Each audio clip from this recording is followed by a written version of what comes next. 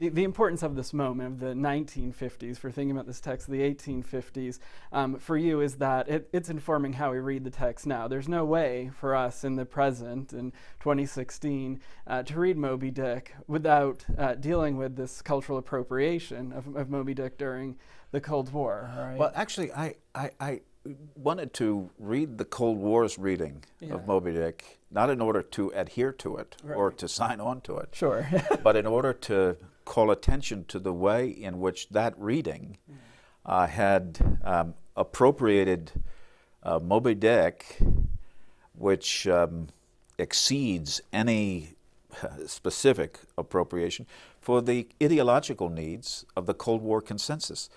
But I have, in writing about the book from the perspective of C.L.R. James, and more recently in writing about the book from the perspective of Pip, I've tried to indicate in ways in which that book can never be reduced to the appropriations of the Cold War. In fact, the deep logic of my critique of the Cold War critics was association of the consensus with the logic of Ahab. Even though they're claiming to oppose a totalitarian power, those readings constitute totalizing myths that ratify American exceptionalism and that disavow the usage to which they were putting Moby Dick as a frame narrative to disallow the sense that the United States was part of a global world order, that it did not necessarily need to impose its will upon. So do you see appropriation then as a positive or negative term, and what is our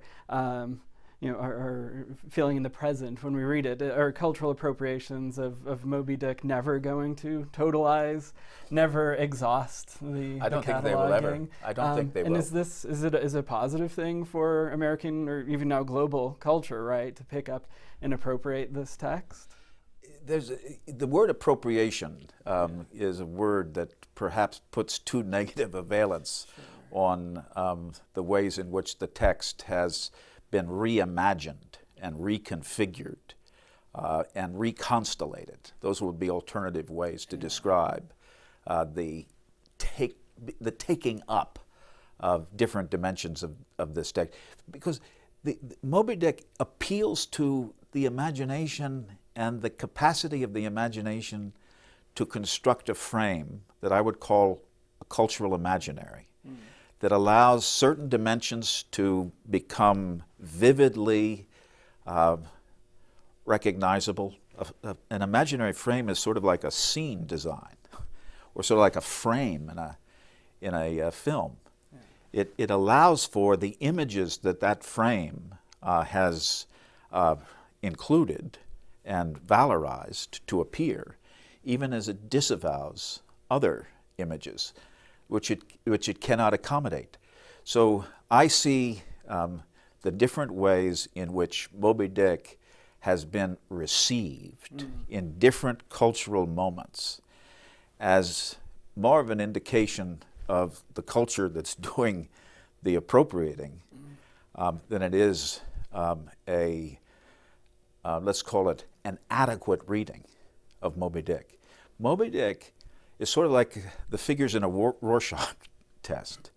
You can take elements from it, and the elements you decide to foreground disclose perhaps more about the inner workings of your psychic economy than the symbolic economy of the text.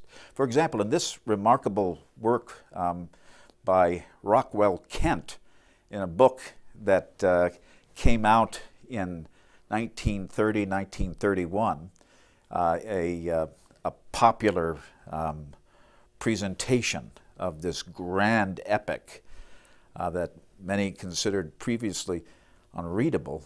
He constructs an image of Queequeg that bears no resemblance to the imaginary South Pacific island from which Queequeg claims to have originated. But his images became so alluring to John Huston when he decided to construct Moby Dick for the heart of the Cold War in 1956.